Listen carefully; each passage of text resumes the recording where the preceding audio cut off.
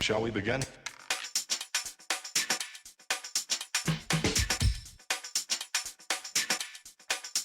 All right, everybody, welcome back to a brand new episode of the Frankly Francisco podcast. Today, I'm back at it with a new guest. She is an up-and-coming personal trainer. She is a coach. She has her own website that you can go to set up a session with her. I'd like to introduce everybody to Nicole Ho-sang. How are we doing today, Nicole? We are well. Thank you so much for the intro. I appreciate it. Thank you. Yeah, of course. So let's just jump right into it. You are a personal trainer, correct? That's correct. So at what point in your life did you get the itch to make fitness everything for you? It was a discovery that I could not be without it when I was transitioning from high school to university. And they have an option to fast track by taking what is summer school courses in the middle of each semester for high school. So I fast tracked, I got ahead of the game with all the credits. And in the final year of high school, they put a lot of precedence on what it's going to signify when universities are looking at potential submissions. And so I thought, cut all the extracurricular activity, no movement, no sports, no nothing, just make it all academic, get it done. And it was the most challenging year. I needed the balance. I needed the outlet. I needed the movement. And I think it's something that helps me succeed when it comes to the academics. It supported the ability to focus. And so I was lacking in the focus. And granted, everything worked out, but I recognized the value in that last year of high school. So a lot of people don't realize focus is a big thing. And if you can't find it, doesn't matter what you're doing. I mean, especially in the kind of profession that you're in, you have to be able to focus, because if you can't, how are you going to teach somebody else if you don't have the discipline yourself to be able to do it? So what got you into the actual training? When did you start actually coaching people? How long did it take you to get to that point when you could say, I'm ready? This is something that I want to pass on to somebody. This is something I want to teach somebody to be fit, to be healthy, to take care of themselves. I would say that very last year of high school, I recognized the necessity of what movement represented for me. I had to do a lot of introspection, and I realized the movement piece, it was a physical health, but it was a mental health. And I took on any project. My brother was like, hey, listen, I see you getting really into this fitness. I started taking it home on breaks, on spares. My brother was like, he's younger than me, about 4 years. And he's like, well, let me get in on this. Then my dad was like, listen, I got to get back to, what it was when I was at the highest version of myself. So he's like, let me jump on this, what you and your brother are doing together. And so we had the treadmill in the basement, and, I got them in it. And I wasn't certified at that point. I was just really sharing my passion. And then university rolled around again, too busy to set up any extracurricular activities. I tried. It wasn't in alignment with my academic schedule. So there was a gym that was just completed in its development, and it was brand new, pristine. This would have been 2005, 2006. And so I started going there in between classes, and I met a gentleman who was studying to get his personal training certification. I did not know that was a thing.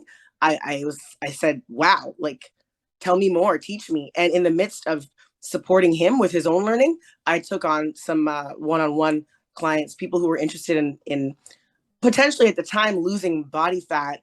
But what I understood was a symbolic representation of leveling up, arriving in a place where they were going to improve themselves on a holistic level. So, I mean, sometimes personal trainers get bad raps because either they're too aggressive, they're overly aggressive. They make TikTok videos about it, making fun of it, where, the trainer's smacking the food out of the guy's hand when he's eating, like they're joking. But I mean, it does happen. You do have trainers who are overly aggressive. How do you find that balance to push somebody, but understand that they have only certain limits that they can reach, without making them feel bad about, them only, let's say they only do 5 push-ups, maybe they only do 10 push-ups. How do you find that balance between being firm, but at the same time being understanding? I would say it has to do with how you treat yourself. I think it really comes down, as a coach, the compassion and the attention to detail, and the positive inner voice that you hear for yourself and your own criticism, your own assessment, is literally the same voice that you're using for other people. So because of that truth, it requires us to get into this really deep introspection and recognizing what it is that motivates us the best. For me, I've always had a positive inner voice with regards to what I was capable of, and so I kind of nurtured that within myself, and I think that's a big part of what draws people towards me, because I'm going to uplift them. It's very I'm blunt. I'm to the point, but it's a positive reflection, and it's coming from a place of love. And I think that's what people pick up on. It's a vibration, right? Like your vibe attracts your tribe. So people hear the energetic call of what kind of trainer you are and how you choose to communicate. And some people, because their own voice is very harsh, they'll probably be drawn to that style of communication. And they don't have anything potentially to compare it to until they've experienced it. That might be their preferred style of communication, so it's personal. Yeah, it's very personal. So now let me ask you this. You're a trainer, okay? I'm not going to say female trainer. You are a fitness trainer, okay? But Appreciate that. there's going to be stigma around it.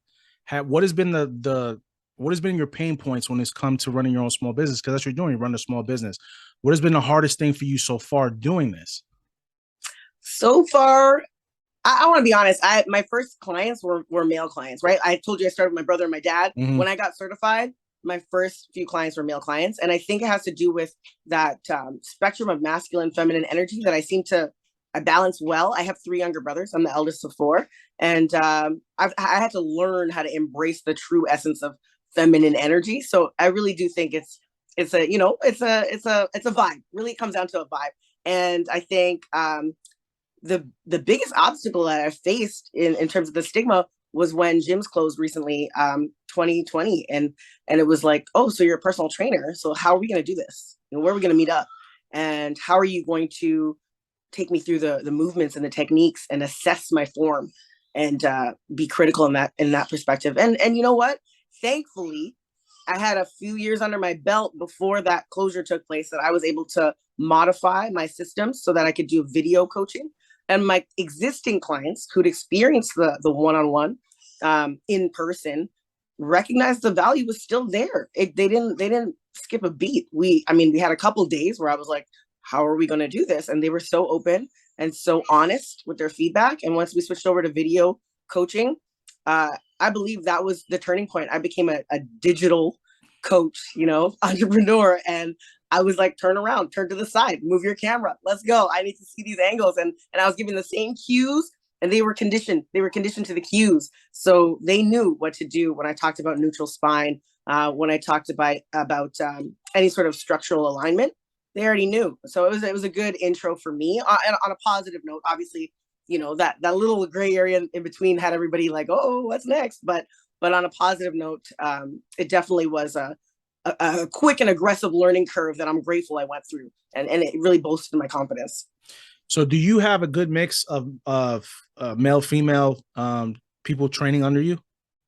I do now. I actually know what, it's an ebb and flow. I think there was a hot minute where there was only females, and I think it has something to do with what you're going through at a stage in your growth and development journey, and discovering what people are looking for. In particular, I'm always it's a little bit over my head sometimes what's happening, what people are drawn into, because I'm just going to be my authentic self every time. But I adapted my coaching to focus a little bit more on the mental focus, the ability to find what drives us, the purpose work, really. People are drawn in, they're like, oh, I need to eat healthier, I need to align my actions with my thoughts. And if our thoughts are saying you got to get healthy or you want to level up at work, then what are your actions doing? Are they in alignment with that? And so I've opened up this realm where it's not actually exercise focused. And as a coach, it's very mental, spiritual fitness, if you will. And I think having done that, the male and female clients are far more balanced now. And I'm excited about that. I get to really play and stretch with my style of dialogue too. So it's fun. Well, that's a beautiful thing though. If you can find that balance and you can help people, because men have egos.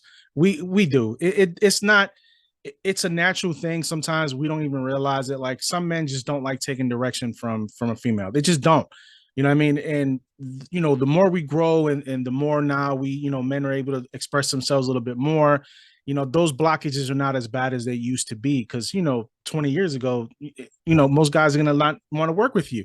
But it's a different era now. It's a different way of doing things. And I'm glad your business is taking off the way it needs to take off. I'm glad your clientele's building because you put that work in. And that's the point.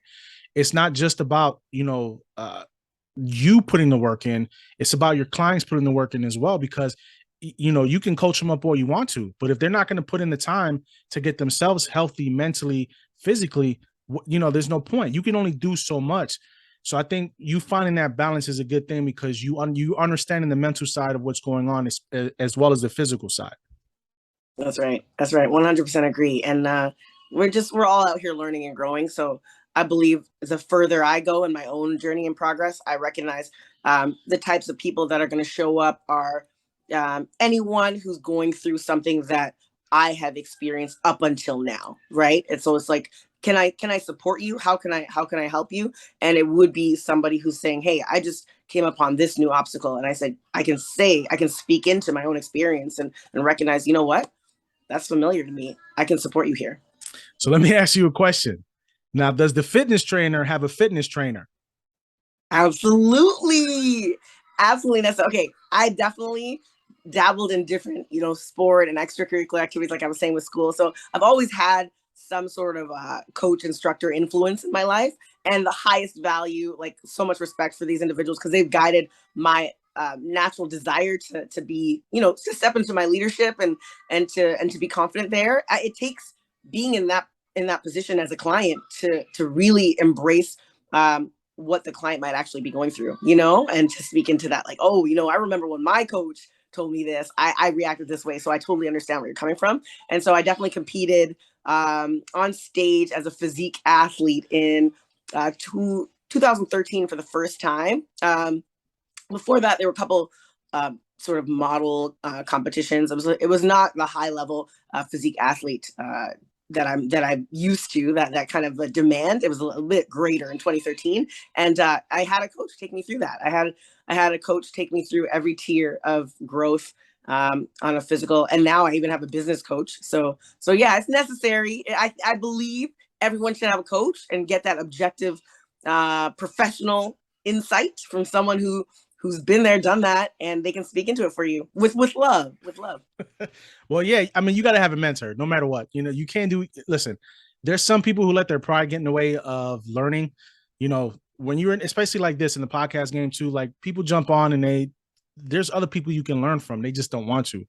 Like I'm one of these people, I will pick the brain of people who's been doing this longer than me to understand the ebbs and flow of podcasting. It's the same thing with any other type of business. For you have a website. Break down to me and my audience, what can people find on your website? On the website, they're going to find, first and foremost, the testimonials are huge. I think it's really nice to get an opportunity to experience through someone else's communication style what getting coached is like through my style, my type of intuitive, positive. I've spoken into my experience, and I can be empathetic to to what you're going through. And with the testimonials, it's written and video. So for those of us who are interested in getting a little bit stronger personality, there'll be a brief description on what the program entails and what kind of results you can get. For the most part, once you decide to move to the next tier, you're going to get a phone call from me. So there's access to a phone contact, booking your appointment with me personally. And that way, what's nice is you get a chance to meet your coach over the phone, feel out vibes again. It's really, I know that that's a big part of the commitment when people are challenged by taking action. There's always the thoughts of what might come in the way, like how am I going to know? And they have questions. And I think it's nice to have the dialogue with your coach to start things off. And then we go from there. It's really simple. There's some photos, there's some imagery as well of me, and a little bit of some backstory, a little personal story on what I've experienced to lead me into this position. And yeah, we keep it nice and concise. Pretty colors. So let me ask you this. So if you in the area that you're in, right? Let's say somebody like me, I live in South Carolina. Okay. Mm-hmm. What area do you live in? I am in Toronto, Ontario, Canada. Okay. So you're in Canada. So let's say I'm in South Carolina and I look at your website and I go, oh man, I want her as a coach, but I'm not in Canada. Are you willing to do sessions online with these people? Absolutely, absolutely. Currently, because of the ability to open up digitally in 2020, I now have clientele in Portugal. I have clientele in Belgium. I started coaching. I think my first client when I opened up digitally was based in New York, and yeah, it really changed the game. To be fair, I didn't know the access, the reach was going to be so broad. I'm so grateful. It's been like a crazy discovery, and I'm really happy to be able to share my passion and the gift of supporting people achieve their own personal goals so broad, so vast in the reach. And yeah, South Carolina, no problem at all. Like, let's go. Miss Worldwide over here now. Yeah, That's that's right. good though. I mean, just being able to have the ability to teach people in different countries is it's spectacular because some people don't get the opportunity, and you're getting the opportunity. And then who knows, you can travel, when you travel and you might hold seminars or sessions somewhere when you go out of town. It becomes one of those things where it can snowball. Eventually you might want to do workout tapes and start selling those as well, have your own routine down. There's a plethora of things you can do within the exercise genre and exercise business out there. So what kind of motivation would you give somebody that's struggling? Like, and then, a lot of the trainers that go, well, everybody has excuses, but legitimately some people can't go to the gym. Like, you just physically can't go to the gym. Like me with my schedule, I don't have time to go to the gym. I work 2 jobs. I come home, do the dad thing. Like, I'm up at 5:30 in the morning every day, out the door by 6:30. I physically have no time to go to the gym. So for somebody like me, what kind of advice would you give if I wanted to start, besides the dieting, besides eating healthy, but physically, what type of stuff could I do to help, exercise a bit, even though I can't leave? Right. Yeah, that's a great question. And it's funny that you say that. The way you describe the hustle, the you got a lot of responsibilities and commitments, and they are high precedence, right? Like, we're not putting them on the back burner. It's not an option. And I can appreciate that firsthand. The number one thing that changed the game for me was waking up earlier, because I recognized I need more time. It was really challenging to get it all, to fit it all in. I need more time. And so I just say, hey, what can we do? We can wake up earlier. So I would give myself an hour to start. Like, that was the first step. I woke up an hour earlier, because right away I could guarantee more could be done in that time. And it did mean I had to tailor my bedtime a little bit, because I didn't want to wake up an hour earlier and be less productive. So I had to tailor my bedtime. But I really did look at what it's going to be, what it's going to mean to be successful, and maybe even just check out somebody who's doing it, someone who's there. Like, they're doing the dad hustle, they're doing the more than one job at a time, and they're working online. Seeing someone who's actually making it happen, I think that's what I'm bringing to the table in the conversations. I'm saying it can be done. Let's look at who's doing it. Let's bridge the gap between where you are and where you want to be. And that's what a coach does. That's what a good coach does. They're showing you that the goal is attainable, and we're supporting you on taking those next appropriate steps. So yeah, start there. Wake up 1 hour earlier, and then you can do whatever you want. You can cook, whatever you want to do. I mean, don't wake the kids up, but So a lot of trainers have a specific they have a specific routine. Like, what are you most proficient in? Like, some guys teach CrossFit, some people teach cardio, some people charge weightlifting. What is your specific thing, or do you find do you have a combination of several things that you do for a full body workout? I would say my specialty. I'm most proficient in resistance and weight training. I spent most of my years in that space. Definitely, it's the dialogue. I'm recognizing a lot of the individuals I've coached in the past have shared has been the impact for them, because they would sign up and say, well, please don't make me do burpees, and I'm like, it's okay, we can get there without the burpees. But I recognize I speak through that 45 to 60 minute window, and it's connecting the dots for them. I didn't know there was a component in there where I was speaking their truths. They didn't tell me these insights, but I was dropping some gems, and they're like, whoa, that actually directly applies to my existing situation. And I thought, wow, is this like some psyche coming through? Like, what is happening? And so I recognize it's a dialogue because I'm speaking into the mindset and I'm connecting the dots between how you move and what you can improve on a holistic level. You know, if you're not going the full range with your motion, where else are you not going full range? You know, if the flexibility needs to be improved, where else are you, you know, going to benefit from being more dynamic in your lifestyle? And so it's turned into the dialogue being the most impactful. And then the weight training, the resistance training, I think is what supported potentially the distraction for the person who's doing the activity. I think they surrendered to the truth and the insights coming through because they were in motion. Like, you're too focused on something else. And that's another detail when we talk about focus. When your attention is put somewhere else, like an athlete chewing gum, you know, they got something else going consistently. And then when another stimulus comes in, it's loud and clear. It's razor sharp. So yeah, you're gonna experience on a physical level the weight training. You know, it's dumbbells, it's barbells, and you know, a little bit of a light load to move around so you can train your body. But it's going to be what you hear and how you're assessing yourself and where there's room for improvement. That's really going to change the game. And I think that's the bridge between me offering the physical training and then the mindset coaching that gets people the most success. Now, have you ever had a client who tried to quit on you, but I mean, you got in their ear, you got them motivated to come back? Because I know it happens. I mean, you have people that want to train with you, then they feel like they can't do it and they quit. Has that ever happened to you to that point where you've had to reel them back in and let them know, listen, you can do this? Absolutely, it has. It has. And it's interesting that you asked that because what a lot of the sort of trauma response, I believe, with any sort of hardship is avoidance. And it'll be like, oh, this is getting really challenging. I'm gonna just hide out for you know a few weeks. Like, let me just don't put me in on the call. Don't check up on me. I'll just like come back when I'm feeling better. And I think unfortunately, you know, it's a support you came for, right? It's a support we want out of the coach. So I just had to make sure that they understood that I'm looking out for you, and this is not supposed to be, you know, a criticism. You know, we're not criticizing character.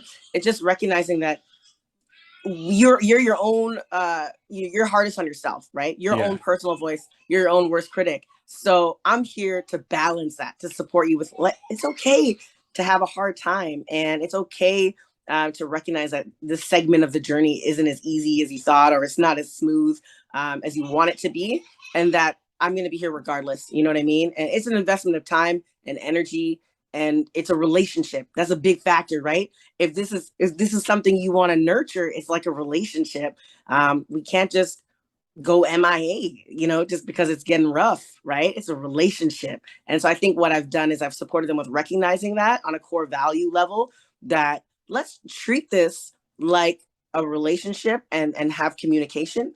If do you need a holiday? Do you need to take some time off? Let's plan it in, you know. It doesn't have to feel like it's out of alignment. Let's integrate it and make it feel like you're at peace with your decision and we could both agree on it, you know?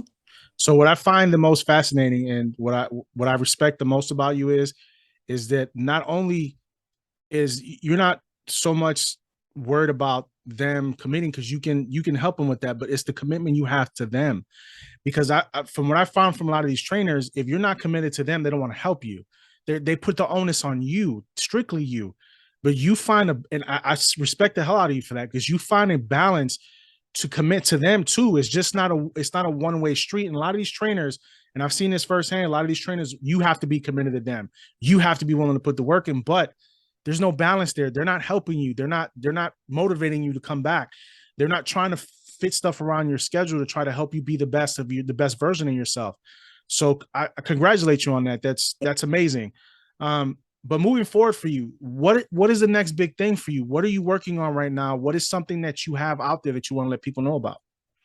I want to thank you so much for what you just shared. I think that's huge because it really isn't about me. It's a bigger goal. And once we recognize our purpose work, that's what drives us. And it's not it's so vast. It's you know, it's I want to say universal. You know, it's not global, it's universal, it's galactical. So when we get to that level, we can't be taking things personally. You know, it's about helping it's a bigger picture. And I would say for the next level, I definitely want to be able to support more individuals and get out there. As someone suggested that I make an app, and I thought that was a great idea. I said, "Wow, you know what? If I could do this kind of video dialogue and just reach people with more convenience, just make it more convenient for people." And like you described, right? You said like it's hard. We can't like leaving home. Um, a client once told me she was slouching in her chair at work and she heard my voice in her head. She said, "I heard your voice," and I sat up straight. And she's just like, you know, that to me, that was like it meant so much more than what she said it meant. It's like I was with her even when I wasn't with her, you know? Yeah. Another person told me, she said, "I love your energy, Nicole." She's like, "I just want to take you and just put you in my pocket. And if I ever need to like, you know, get my energy high, I'll just take you out." And I said, wow, I'm so honored that that's how it's coming across, because obviously I don't see myself in quite the way that, you know, other people see me. And I think those are such high compliments.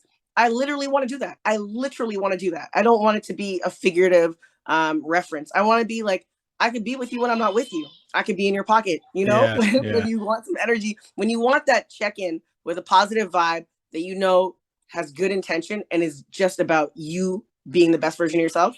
Let's do it. Let's go. The best part about this is they're not just a number for you. And I think sometimes people forget, like they have so many clients, and we sometimes tend to forget, you know, who our clients are sometimes. Like I'm in the financial world. Like I can't afford to forget my clients. That's a no-no, because when you're dealing with people, you need to build those relationships, those long-lasting relationships, because it keeps them coming back. It's the same thing in the fitness world. You need to build those long-lasting relationships, because reputation is everything when it comes to that. If a client says, "Man, it's not working for me, she's not doing this, she's not doing that," that's not good for business. But you don't do that. You build those lasting relationships with your clients. Do you specifically have a gym, or do you work from home, or do you like lease a spot within the gym as a personal trainer? The last two. I work from home and I lease a spot so that I can go and see people face to face. So as of right now, I don't have any consistent face to face schedule. I did recently invite one of my community members. I call the program Intuition because it supports listening to your inner guide, your inner desire, and staying in alignment with that, surrendering to it without fear, without saying, tomorrow. You know, when you get that thought, just action it right away. And so I called it Intuition. And my Intuition member, he's like, we should connect. We should meet up. His name's Sean. And I said, Sean, let's go. I got the space. Here's the address. When did you want to meet up? Like what day works? And we made it happen. We made it happen. It was a beautiful connection. We already vibe, you know, because we're interacting online. And it was amazing. He's actually in the podcast space as well. So Oh, nice. it's very interesting to be, I mean, there's a sign and signal there with the podcast energy overlapping. I'm like, okay, I'm hearing something. So yeah, he came through. We did an amazing workout together. Just kind of bounced off, you know, each other's good energy. And he loved it. He shared it on his account. We took a selfie and he's just like, oh my gosh, I just did this. And man, that nothing tops that kind of connection. It's like we chose each other. You know, Yeah. when you choose someone, Yeah. like Yeah. I want you to be around all the time. And we got to see each other face to face. It was magical. And so yeah, I would love to nurture more of those. And I did do a couple seminars actually, you mentioned, and they were great. They were in Toronto. So the idea of having more people connect on a single day, maybe hosting a group workout or some type of talk would be beautiful. I'd love to line some of those up and make a consistent schedule. Yeah. So listen, you are awesome. I love the energy. I'm happy you came on. You're full of life. You're full. You're ready to go. You're willing to help people, and that's something that's missing, you know, in the world today. People are not really willing to help people like they used to. It's all microwave generation and get in, get out, get it done. But you put that effort in to get to know people. You put that effort in to try to make people healthier, not just physically but mentally as well. And I salute you for that. Let everybody know where they can find you. Let them know your handles, your tags, where they can find, you know, you.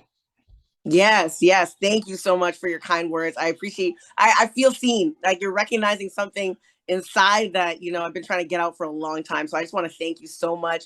I appreciate the love. I can feel it. I can feel it. You know, we're not in the same room, but I can feel it. And right now, I'm heavy on Instagram. It's Nicole Ho-sang Fitness. No hyphen, all one word. NICOLEHOSANG Fitness. And I'm posting right now every update, all the places you can reach me through that one app. And I hope at some point I can stretch that a little bit, or maybe have another connect. But for now, Instagram is the hot spot. And when you check that out, you're gonna see links. You're gonna see the YouTube links. You're gonna see the Facebook links. You're gonna see the website links, the seminar dates, the locations. It's all there. So yeah, just use it as like that foundational source, and then everything else is gonna be connected to it. So I appreciate you coming on the show. It's been a fantastic conversation. We'll have you back again at some point. I would love that. Yeah, of course. I want to leave everybody with this, which I always leave at the end of every show. No matter what anybody tells you, if you found your purpose, live it. Thanks for tuning in, everybody. We'll talk to you later.